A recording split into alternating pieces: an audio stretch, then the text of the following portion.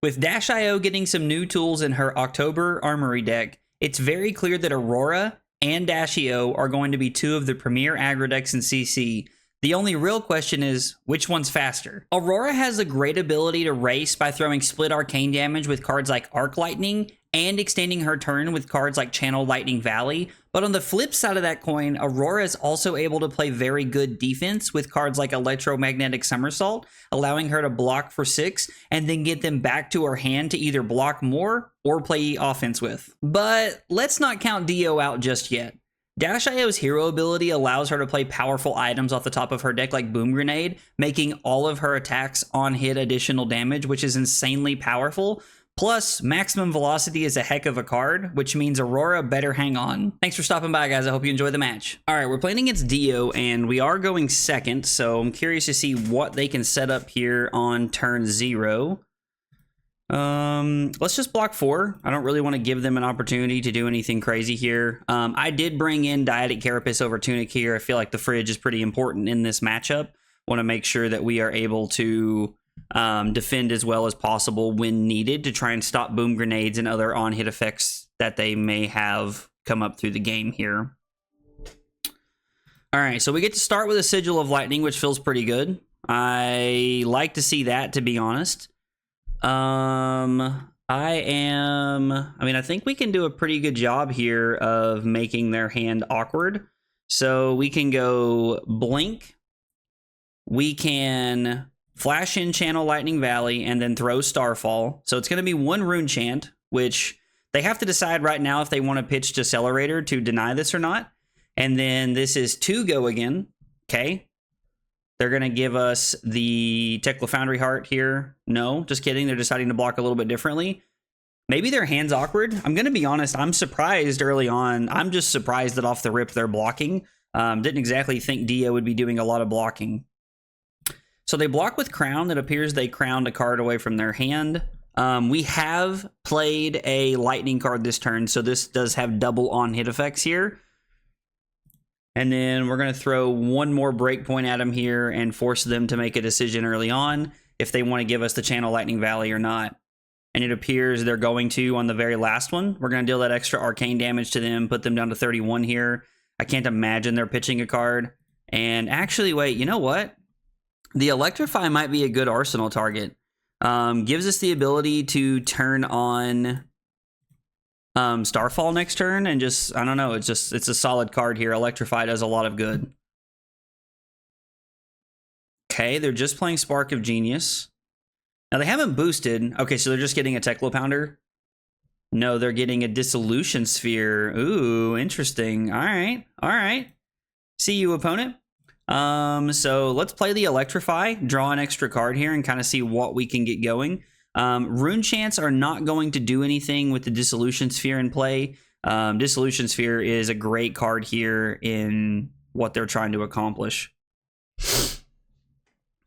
So I can Current Funnel into Starfall, into Gone in a Flash, into Lightning Surge. I don't think they're going to be able to block all of this. So since we played a Lightning card, I'm just going to lead on the Starfall here. It says if the last action card. Yep, and we did play the Electrify. So the Electrify set us up for a really good turn here, all things considered.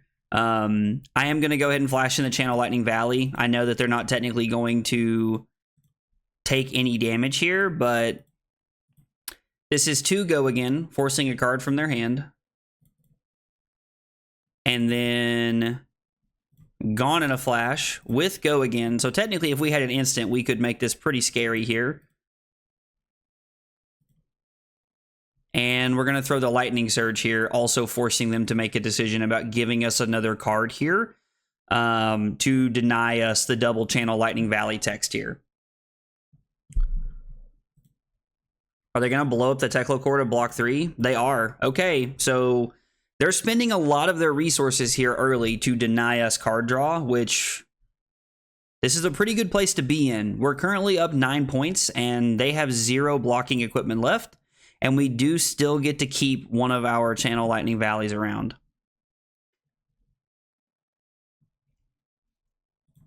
Boom Grenade from hand, and they are cranking.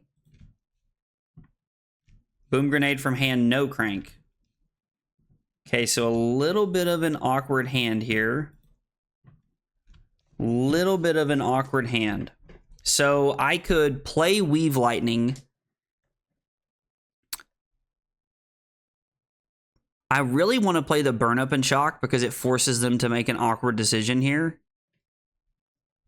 Although I guess the Dissolution Sphere just kind of negates the Burn Up and Shock text. So if I play Weave Lightning, I can pitch Burn Up and Shock to throw the Starfall, and then I can throw Gone in a Flash for 7 and try to arsenal the Lightning Surge, and then I can always pitch to activate Aurora if they do let us draw and we rip into like a blue or something like that. So let's go Weave Lightning. Arsenaling Gone in a Flash might be better because we do have Lightning Greaves available to us, but Lightning Surge is definitely the safer play here. We should probably go for the more explosive play, I think. We haven't really seen a lot of instance to this point, so let's pitch Burn Up and Shock. And this is going to be for 2 go again on hit, draw a card.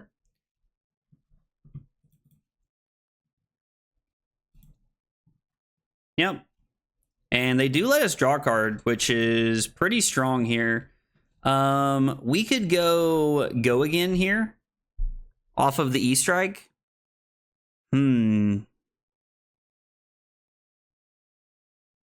This is an interesting choice we have. I'm kind of interested to throw Gone in a Flash and then pitch my other 2 cards to activate Aurora and just try to set up next turn by having another channel in play. We could throw 7 if we wanted to and arsenal the Lightning Surge, giving up our channel, but I think I would rather keep the channel, plus we're able to throw 7 anyway because of the Weave Lightning here. So I guess it's just technically better in every facet it's just better to make the embodiment of lightning and keep the channel around. So we're up 18 points. We have all of our equipment and they have none. And we're hoping for a good hand here. I will try to use equipment to deny them any on-hit effects here if I can. But we'll see what we come up with. Yeah, we'll block with Carapace. I don't really see a reason to bottom anything. We're going to be able to draw a card off of the E-Strike regardless. I don't know, maybe we should crown away the Shockwave here.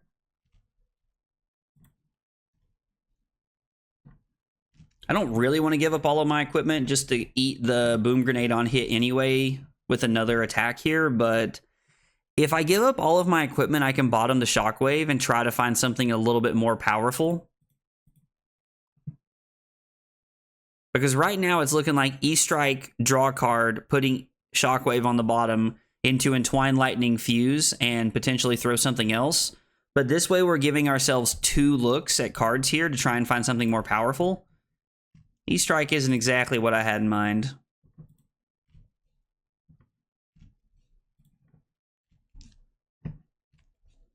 Okay, so maximum velocity is going to hit here. Yeah, we're just going to take 14, fall down to 26. They have managed to even it up here, but we still have a little bit of equipment block left, and we are technically up with the Channel Lightning Valley in play. So I think I'm going to put the E-Strike on the bottom to draw a card, because we technically have a going-in card in our hand with what we're looking at, so...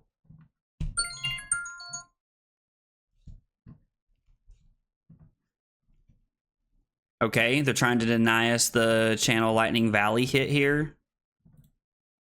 And let's see. Let's go Fuse with the Electrify. This is a breakpoint attack that forces them to make a decision here. Because they don't have equipment, which means if they want to block this out, they have to give us 2 cards here.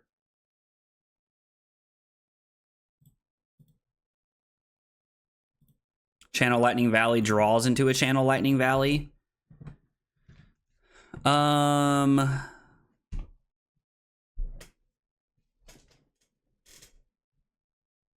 have not played a lightning card this turn. So I can throw Starfall, play Channel Lightning Valley, activate Aurora, Arsenal the Flittering Charge, which is just setting us up with another channel for next turn. I'm trying to think if there's a better line here for us. The other option we have is to activate Grasp and throw Flittering Charge, arsenaling the Channel Lightning Valley, which I think is okay, to be honest. Like, I think that's an okay line because we're throwing 5 additional points and we're arsenaling the best card we can have, which means if we draw into a powerful hand here, we can really set up and put a lot of pressure on here.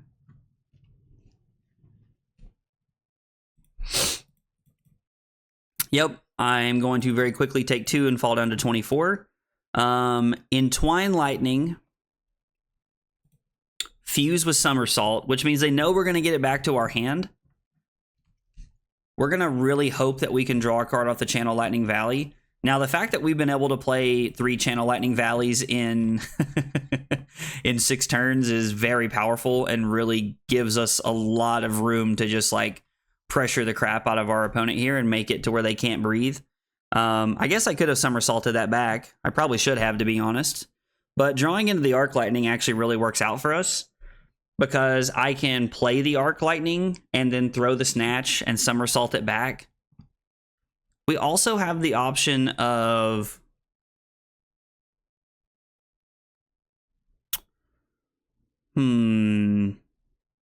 I can throw Starfall pitching the Somersault, and then I can go Shockwave fusing with Arc Lightning, pitch Arc Lightning to activate Aurora, arsenal the Snatch. Yeah, that feels a little bit better here. Now, our opponent could very easily get to 24 points during their turn, but I think that we want to make sure that we are keeping our...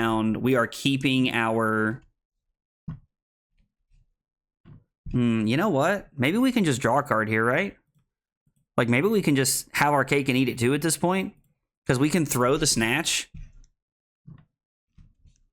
I guess I could have just pitched Arc Lightning to activate Aurora and threw the Snatch there. And then I could have kept the Somersault to be able to somersault it back. So we had a couple of pretty good options here. Oh, okay, they have a Dissolving Shield on top. That's pretty good. I was going to say I don't know why you're blocking like that, but that makes more sense. Okay, so that had go again. I'm not really interested in playing the Shockwave here. So we'll just go ahead and arsenal the Shockwave and try to set up. Hopefully they run out of resources so that we can make the Sigil of Suffering work here. I would really like to be able to use the Sigil of Suffering this turn, but we'll see what happens here. It also depends on like what they have.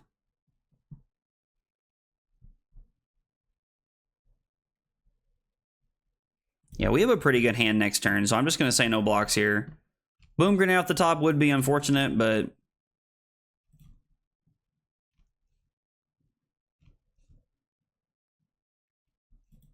I'm going to show you 2 cards. This one does not have a block.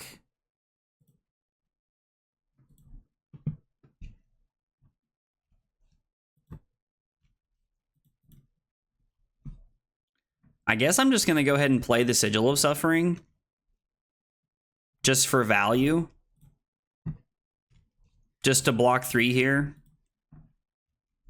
They will pay 1. I was like, and if not, they have Dissolving Shield sitting there. So, and then they get to throw Symbiosis Shot at us 3 times for 6 total points. So we're going to fall down to 13. Yep. I mean, this hand seems very good. We get to play Burn Up and Shock, forcing our opponent to make a decision here early on in their turn between the Dissolving Shield or pitching a card. I assume they'll pitch a card.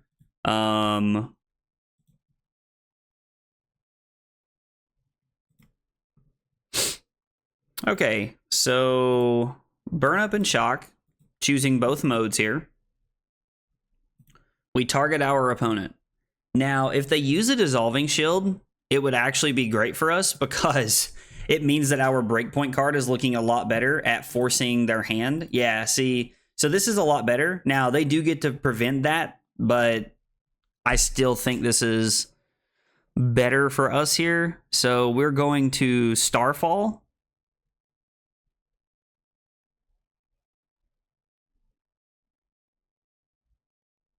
Because we have played a lightning card. So this is 2 go again. On hit, you lose 4 or deal 4 arcane damage. I guess it's not you lose 4 life. It's still 4 arcane damage to them, which is technically relevant because they do have AB here. We're only going to draw 1 card. So I am more interested in attacking like this and just kind of staring at them with the lightning press. Like just like letting the lightning press stare at them to like let them know. They've already used their Dissolving Shield to block the 1 arcane, so I don't really know why the effects are still sitting there because it should not be. They use that to block the arcane damage early on. Okay, so they do let us draw a card here. Arsenaling Blink doesn't feel great, I won't lie. That is not something that seems awesome to me, but so yeah, let's just play the lightning press. I don't see a reason not to. I mean, I guess technically we can use the blink just as an action point.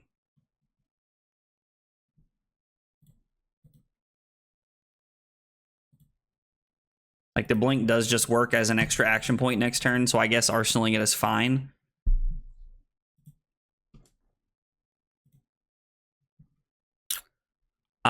This is a problem. This is a big, big problem here.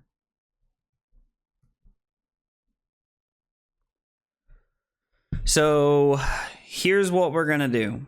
We're going to play the blink. We're going to throw Starfall. And then we're going to...